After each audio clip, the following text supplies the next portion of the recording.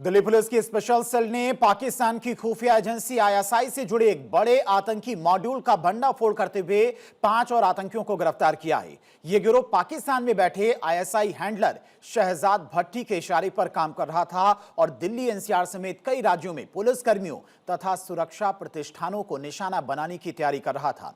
इसके पहले 16 जून को भी 7 संदिग्धों को गिरफ्तार कर इनके खतरनाक मंसूबों पर पानी फेर दिया था।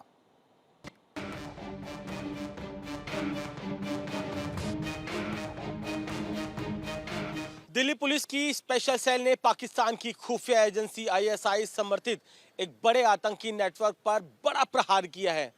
इस आतंकी नेटवर्क के 7 संदिग्ध आतंकियों को मंगलवार को गिरफ्तार किया था, तो वही बुधवार को 5 और संदिग्ध आतंकियों की गिरफ्तारी हुई। इस तरीके से इस मॉड्यूल के 13 संदिग्धों की दिल्ली पुलिस की स्पेशल सेल गिरफ्तारी कर चुकी है।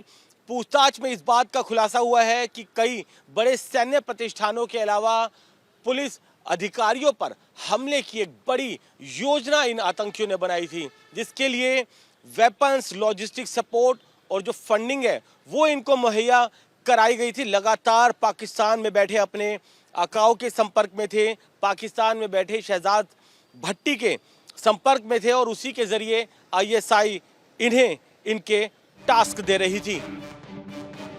युवाओं को गुमराह कर उन्हें देश विरोधी गतिविधियों में शामिल करने वाले आईएसआई से जुड़े एक बड़े आतंकी मॉड्यूल के खिलाफ खुफिया एजेंसी एक्शन मोड में है। दिल्ली पुलिस के स्पेशल सेल ने पाकिस्तान में बैठे आईएसआई हैंडलर शहजाद भट्टी के इशारों पर देश को दहलाने की साजिश रचने वाले आतंकी मॉड्यूल पर कार्रवाई करते हुए 5 संदिग्ध आतंकवादियों को गिरफ्तार किया। सबसे पहले आपको बताते हैं वो कौन 5 संदिग्ध हैं जिन्हें पुलिस ने आज गिरफ्तार किया और उनका मकसद क्या था। नाम सुहेल, मुख्य आरोपी बल्लभगढ़ हरियाणा का रहने वाला है। आईएसआई हैंडलर शहजाद भट्टी से सीधे जुड़ा था। दिल्ली एनसीआर में तहरीक-ए-तालिबान हिंदुस्तान का पोस्टर लगाया था। पोस्टर पर लिखे नारों का वीडियो बनाकर शहजाद भट्टी को पाकिस्तान भेजता था। भारत के प्रमुख जगहों का वीडियो, फोटो भेजने पर उन्हें मिलते थे पैसे। सोनू मीणा, निवासी घिटोरनी, दिल्ली, गैंग के सदस्यों को आर्थिक मदद और हथियार उपलब्ध करवाता था। सोनू के पास से 3 पिस्टल और कारतूस बरामद हुए।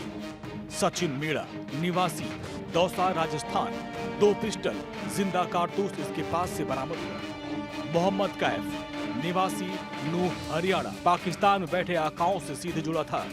पुलिस थानों, सुरक्षा कैंपों और संवेदनशील ठिकानों की रेकी करने का लक्ष्य दिया गया।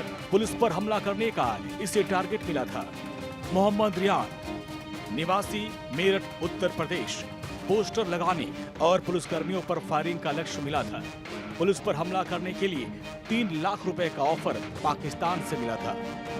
अभी तक की जांच में सामने आया कि आरोपियों को दिल्ली और आसपास के राज्यों में पुलिसकर्मियों की रेकी करने, उन पर हमला करने और युवाओं को आतंकवादी गतिविधियों के लिए भर्ती करने का काम सौंपा गया था।